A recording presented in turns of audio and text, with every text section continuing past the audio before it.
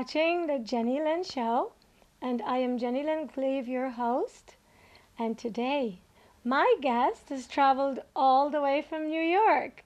She is a friend, my girlfriend Goddess, who is also a CNN makeup artist, and I could not let her leave my house without telling you about her wonderful outfits, what motivates them, and where she gets the courage to leave her home dressed in them. Not because anything is wrong with them, except that they're very different from the way most of us dress. So, Goddess, Hello. thank you for coming on the Jennylyn show. Thank you, girl. And you're looking gorgeous as always. Thank you, sugar.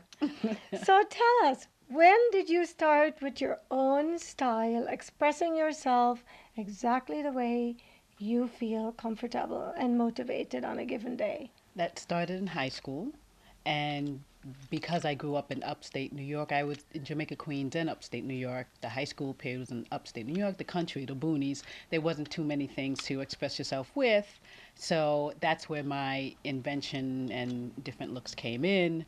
You know, take a little tie, put it around your wrist. Just different things. I had to come up with stuff, you know, because you didn't have more inventive things like they do in New York City.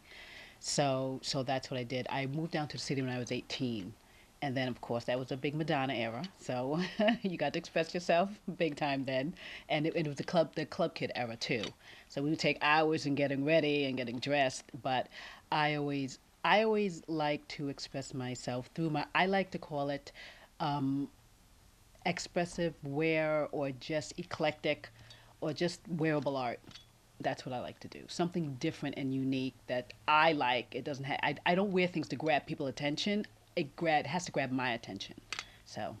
Well, we have that in common. Yes. Because it's usually I dress for myself. Yeah. And I think everyone should. Yeah, they should. Unless you have an occasion that requires that you're attired a certain way. But I run into many people, and women, especially women, that say, I wish I had your guts. I wish I had your nerve to dress, you know, how I really want to dress. And I always tell them, just go ahead and do it. I don't understand why.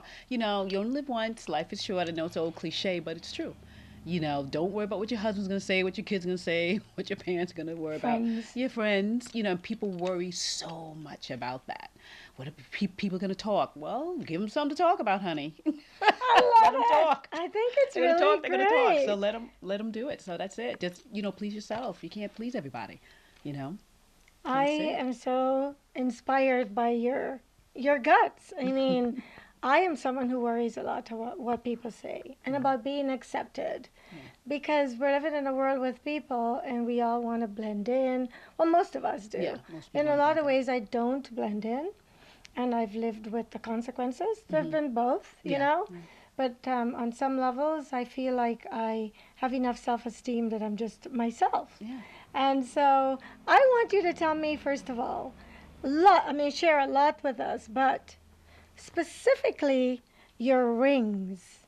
And I don't know if Brian can focus in and get your hand. Like that. And so what I want to address with this is you are a makeup artist, and you've done makeup on Broadway prior to your job at CNN. What's the reaction to, like, for example, you make up the guest and the staff at CNN. Yes. And you did the same on Broadway. Yeah. What does someone think when they come and sit in the chair and then you come walking up as the person who's going to do their makeup, and then they see this? Yeah. My initial reaction would be like, I don't want her hands near my face. I'm afraid I'm going to get scratched, poked. You know what? Nobody ever says that, and I've worked on, you know, dealing with CNN, you've worked on everybody, from the girl next door to dignitaries, everybody, rock stars. So no one's ever, like, they'll look at my hand when I'm coming towards them and like, wait a minute, let me see that. Oh my God. They're fascinated. They're not like, you know, they always go, oh, don't hurt me. You know, I don't want to get on your bad side. I said, don't. Yeah. You know, act right in this chair. And it's, you know, it's good. But no one's ever been like, you know, they're so afraid that they really don't want me to touch them, because I'm a lefty, so this hand is nude. Oh, but I see. I still have to come in a lot of times to lift the head or to do this. Like when I'm doing it, I normally do this because I'm applying whatever, you know, the makeup. But no one's ever no one's ever been so scared of it where they're like, I don't want you to touch me. No, they're very fascinated with it. Like, you wear this every day and I can't believe it and blah, blah, blah. And, so it's Well, always, now always that you're good. saying you're a lefty, it makes a lot of sense because I've wondered how you use all the brushes and makeup you have to be so concise. Yeah, yeah, And even though there's a lot of blending, yeah. this would get in the way, but now it makes sense. Yeah. It's because you're a lefty. Lefty, yeah. So really that hand doesn't come close to people. Yeah, no, it does come close. It does sit on the face. And the jewelry is definitely in your face, but it's not where anything's poking because the flat of my hand is against your head, your forehead. So that there's nothing that's going to poke and cramp and no. I Safe. just think it's great. So how many of these rings do you own? At least around 15 to 20. And I do interchange them. I wear my jewelry every day, but I do interchange out the rings and some of the bracelets. I have another armlet that comes up to here, and I may wear it with this, and sometimes I don't. It just depends on what I'm feeling. But the right hand is always laden with jewelry. Yeah, that's every day. I feel secure. It's my security blanket. Well, I've been in Manhattan with you. Yeah. And I've walked the streets of New York with you several times. Mm-hmm. And I marvel at the reaction you get, but not the reaction like how you respond to it. Mm-hmm. You just keep on going with your head held high. And obviously, Because it's positive. It's always positive. Once in a while you get someone who'll look at you strange, like, what the hell? They'll say something about, but that's rare. Most people are like, oh my God, I love your style. It's really cool. It's different. I mostly get, I love your style. So I never run into negativity or something. That's ultra rare. It's and like I said, they never come to me and say anything. They just kind of, you get the crazy look and they're like, oh, okay. But other than that, everybody's fine. so in all of how many years have you been a makeup artist? I was 20. In your 20 years of being a makeup artist, you've always dressed like this. Mhm. And you've never had an accident No. where anything happened, where rings No got poking out tangled. eyes. None of that. No.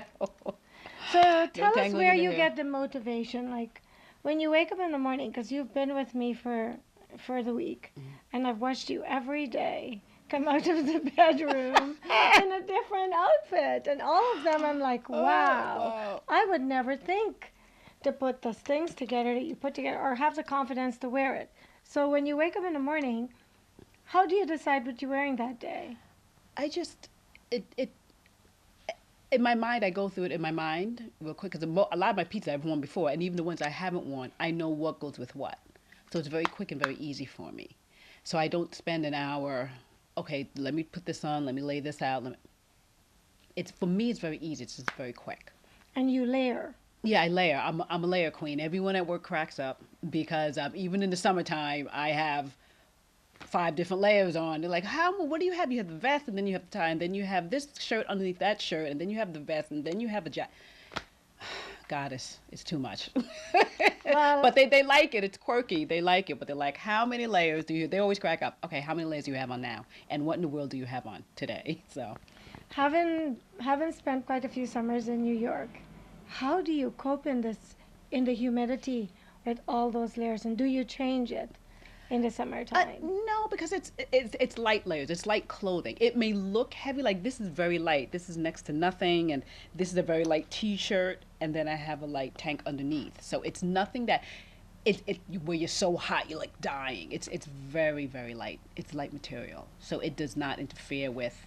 I mean, you sweat for anything in New York. You can walk around with tassels in New York and you're sweating to death. The humidity is unbelievable. Or you're either sweating or you're freezing. Yeah, you're freezing. Yeah, the sweating or you're freezing. Ugh, In the it's either or. winter time, it must be nice because then you can just keep yourself nice and warm. Do you change the texture of the fabrics that you? Yeah, of course. In the winter, Okay. much heavier. And in the winter, I really don't layer because it's.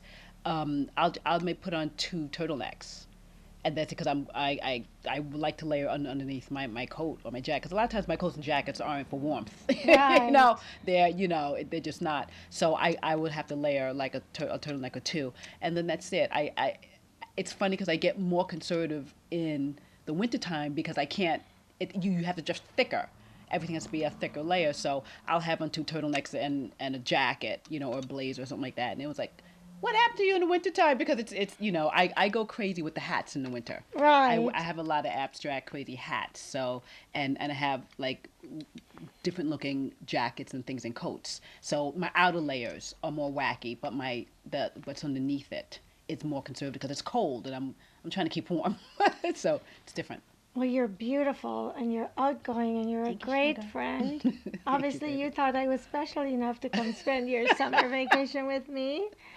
How many people, because you have a lot of impact on people, how many people in your lifetime have you motivated to be gutsy and dress the way they feel like, express themselves the way you do?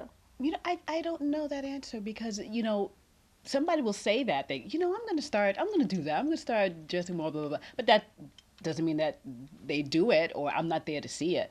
You know, there are two friends of mine that have told me, and I've seen them progress from very conservative to much more abstract and very flowy and very, unique over the years. And they said, it's because of you. When I first met you, I was a good girl.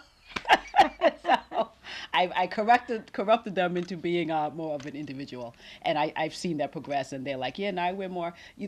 It's their style, but their way, they're just not conservative anymore. They're just way to the other left field. So I've seen that progress with them, and they blamed me for it. But it's been good, and like certain people will say, oh, I'm a jewelry designer. Let me see your jewelry, and they're inspired by whatever jewelry. People, when they see me, people will pick out the one thing. Like people see the whole outfit, but instantly a human being will hone in on one thing. And that always happens. Like, I love your hat, blah, blah, blah, or I'm a hat maker, or whatever the situation, people hone in on one thing. And they go for that. Well, I love the collar. I mean, I've loved everything you've worn.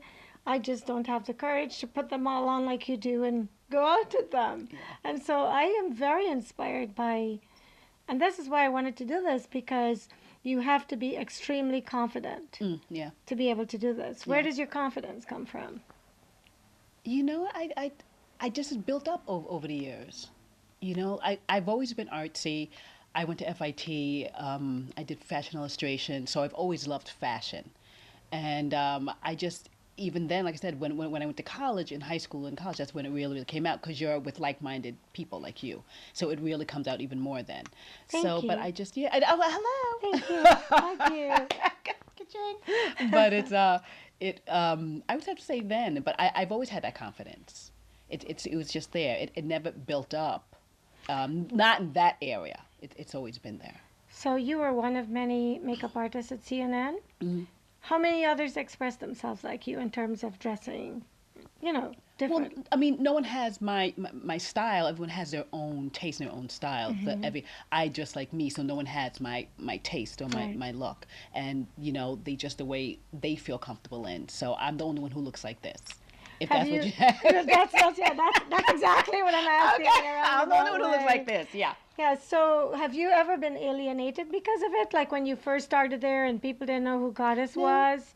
Did anybody make you feel, No, I've lucked out in that instance wherever I've dressed the way I dress, I've never been told you have to calm it down or you can't wear this, you can't wear that. And we're behind the scenes, so it's not like we're in front of camera where you have to tone it down for TV. But I've known certain makeup artists that they were told they couldn't wear this or couldn't dress that way because of the company or the thing that they were doing, the makeup job that they were doing that day. They were told to dress a certain way. But it's rare for makeup people to be told how to dress. It's just rare. Well, and I think you've picked the right industry because you're very expressive, and even if you never opened your mouth, What? someone only has to take a look at you and see your style and how you express yourself. Yeah. I mean, I wish I could have you go up and down and change outfits and come down to share with my viewers some of your looks. Yeah. And every day you come out of the bedroom dressed, I look at you and I thought, God, I wish I had half of her confidence. Mm-hmm. And you've gone to San Francisco. What was the reaction like to the people in San Francisco? I've had a lot of all positive. I've had people give me a hug. I love the way you dress, and they'll hug me. I went to a couple stores that they loved whatever they liked on me. Like I said, they honed in on that.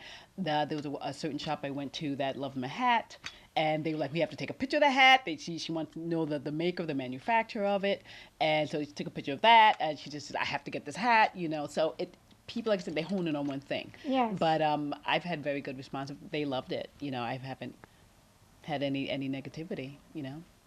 Well, you have the body to wear them too. When you take public transportation, for example, on the plane, when I picked you up in San Francisco, you came in, well, you're always dressed like this, right? Yeah. Is there ever a time when you don't get put together like you are now? No, because my work clothes are my play clothes. They have to, if I go out after work, I'm already dressed.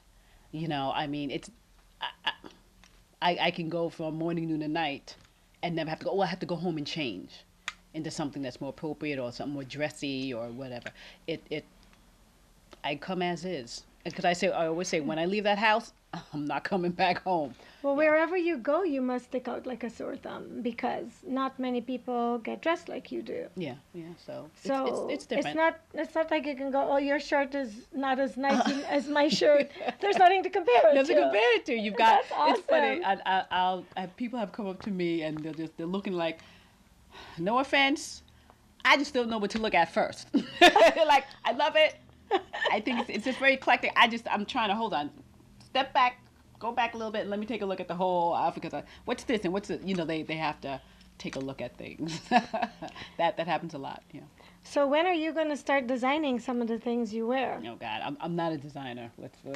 I'm not a designer. I put things together, but I don't invent things. I don't sew and come up with ideas for garments. So no, we don't do that. We wish we did, but we don't. A lot of what you wear is vintage. Mm-hmm. Is this an unaffordable lifestyle for the average person? No, it's very affordable. Some things I have are expensive, but most things I have aren't. And vintage, it depends on where you shop. You can go through thrift stores and you go to vintage stores, and it just depends on the level of that vintage store. Some items in that store may be cheap, and some items are an arm and a leg. It depends on what you're looking for. And that's it. Well, I have to ask this question because I think a lot of my female viewers will be expecting me to ask this question. Does it make it difficult to find dates? Because some of them are so traditional, and they want a girl who looks a certain way at this time, and this way at this time, and another way in the evening time. Yeah. How does this affect your dating life, if at all? I mean, I don't know how it affects that. I mean, it's rare that I get asked out anyway, so I wouldn't know whether it's because of the clothing or because of the face. I don't know. You're gorgeous. What are you talking about? Thank you. But, everyone's level of gorgeous is different. You don't know what they're going to like, what they're not going to like. Like I said, dressing for men, it's a sexier look. But this is sexy. No, I don't dress sexy. I dress eclectic. I dress artsy. I dress different. I don't dress sexy. When you look at me, you don't go, wow, that's hot. No one says that. You'll go, oh, I like what she has on. That's unique. That's different. But nobody says, oh, that's hot. They just don't. So it's not a man magnet. That's what you're asking. I am not a man magnet. Yeah. You have to, I guess, be strong enough or confident enough to come up to me and start talking to me because it is so different. And that is intimidating to a lot of men. They're like, oh, it's different, it's unique, but it's too much for me. They can't take anything over, a T-shirt and a baseball cap. That's them. They can't, anything that they're like, I can't be bothered, But you have dated. Yes. So those are exceptional men that you've dated. I take it. Those are extremely exceptional men. Yeah, I love extremely exceptional, but it takes a man with a different taste. That's all. Yeah, just a different taste. So what would you want to say to a young girl out there? Or there's so many people in this world who are hiding from who they really are. Either because they're born one sex and they want to be another, or because religious purposes. Purposes, or there's something inside of them just screaming to come out in a way different from what is considered norm. And at the end of the day, what is norm? Yeah. But however, society has its little boxes that we've all been groomed to live in. Yes. And anytime you step out of the box, you're ridiculed, frowned upon, that crazy, isolated, bullied. What would you like to say to a young person who, for whatever reason, is afraid to be themselves? either because of dressing differently or because of being differently. What does Leslie want to say to that person, young or old? I would have to say you have to have a thick skin, and you definitely have to go within your beliefs. And I don't mean a religious belief or, a spiritual, something that's more of, it has nothing to do with religion or spirituality. Clothing, some clothing does, but if you want to try a certain color, let's start something basic and simple. Oh, I never wear that color because it makes me look, I don't know. Just try that color in something small, like in a scarf or in a shrug type of thing, but a small item. Try that color that you happen to be afraid of or you think you can't pull it off. Try it small. Like a lot of women, you wear red lipstick. You have very strong red lip. A ton of women never wear red because one, they were told it's too much, it's too bold, and two, that only, excuse me for this one, only whores wear red. Well, then This I is an want. old, this is I've only not ever that my worn friends are whore. red. I'm just No. saying. I'm just saying. I ran into a woman recently who said that. She said, I was taught that only women of ill repute wore red lips, and it was like, wow, and that's such an old way of thinking. She was an older woman, but she wasn't that old, and I was like, wow, she would never try red because this is what was instilled in her. Leslie, growing up as a little girl, you said at a very young age, you had a desire to dress like you do, to express yourself. You're an artist, dying inside to come out, and you allowed that person to emerge. And I mean, you have years of experience of expressing your art. Tell us about your background. I went to college for medical illustration, believe it or not. For medical illustration, and then I didn't love that at all, and I transferred from down south, school down south, and I went to FIT, and I took Okay. fashion illustration, and I was praying I'd get in. I didn't think that I would get in. I was crying to my mother, I didn't get in, because it was my first time doing a live model. Yes. I've never drawn from a live model. I was drawn from the magazine, and I was in shock when they said, okay, draw this model in clothing. I went, oh, it's a major difference. So went home crying. Then I guess a couple of months later they said you were accepted, and I could not believe it. It was meant to be. It's meant to be because my portfolio was strong. I was a tight rendered hand. That's how I illustrate. And during your years in school, you went dressed like this. Yeah, it was more, well, not like this because it was you didn't have any money. I would say not like this, Yeah. but you did it in a more student way, and Yes. like I said, we you would just go to a lot more thrift stores back then and just make up great outfits. And like I said, it was the club kid era, so we just had a ball doing that. I know some days I wake up and I feel like dressing a certain way. And I'm one who dresses the way I feel like, sometimes you try on lots of outfits and they just don't feel right. Then you put that one on and you're like, this is it.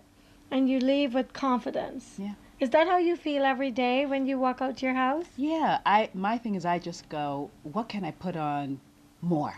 What else would what else would make this outfit look better? And I just pile things on more. That's how I think. Like, oh, this is good, but let me put this on. Let's do this, and I'll do that like the last couple of minutes. I know I can put on boom boom boom. That's what I do. I tend to layer on instead of taking off. Right. Yeah. So you've done Broadway and you're at CNN now. What's next for Leslie? Ooh, who knows, honey? Who knows? What's in the dream? What's the dream? The dream is to travel forever and ever. That's the dream. But I would love to do makeup in other countries and just to see how it is over there, whether it's for TV or movies.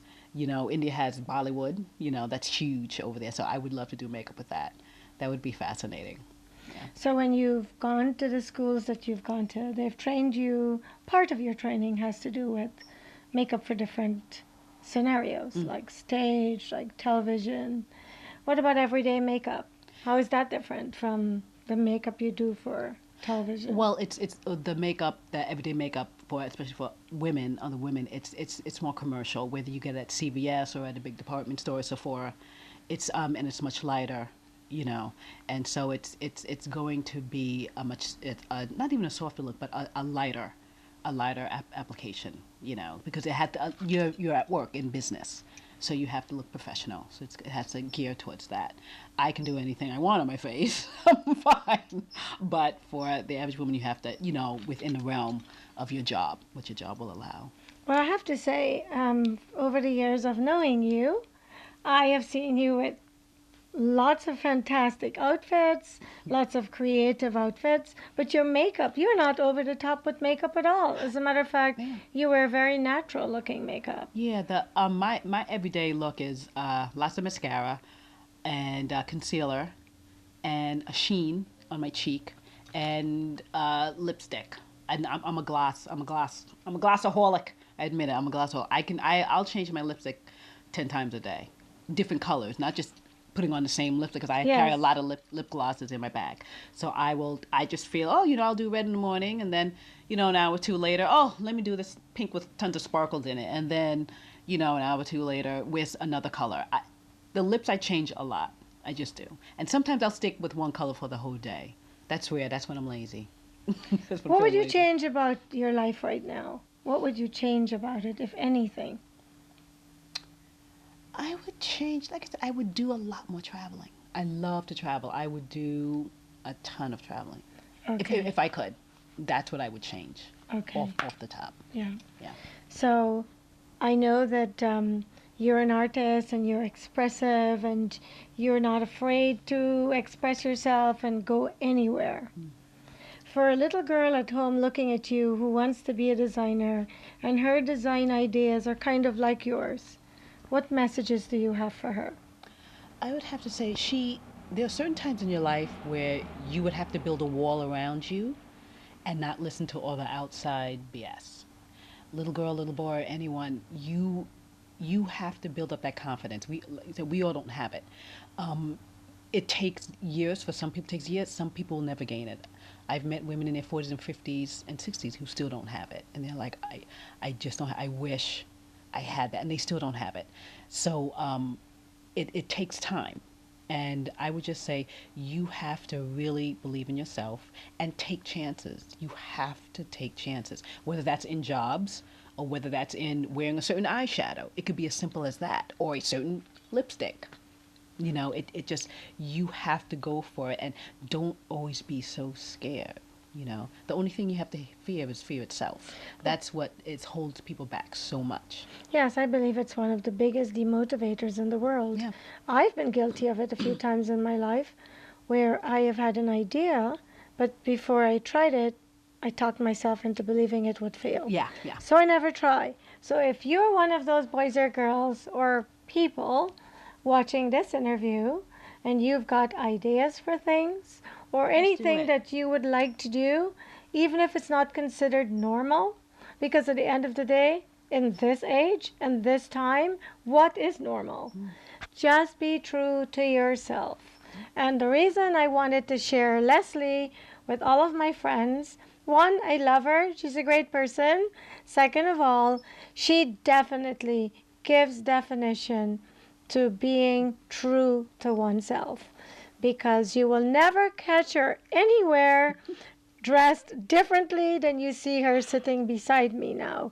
For the time I've known her, she's always dressed herself in whichever way she feels like, which does not fall inside of the box. So, thank you for watching the Jennylyn Show, and hopefully this segment will touch your heart if you are someone struggling with who you really are and issues dealing with being accepted. So once again, I thank you for allowing me to share these stories with you, and thank you for watching my show. Thank you.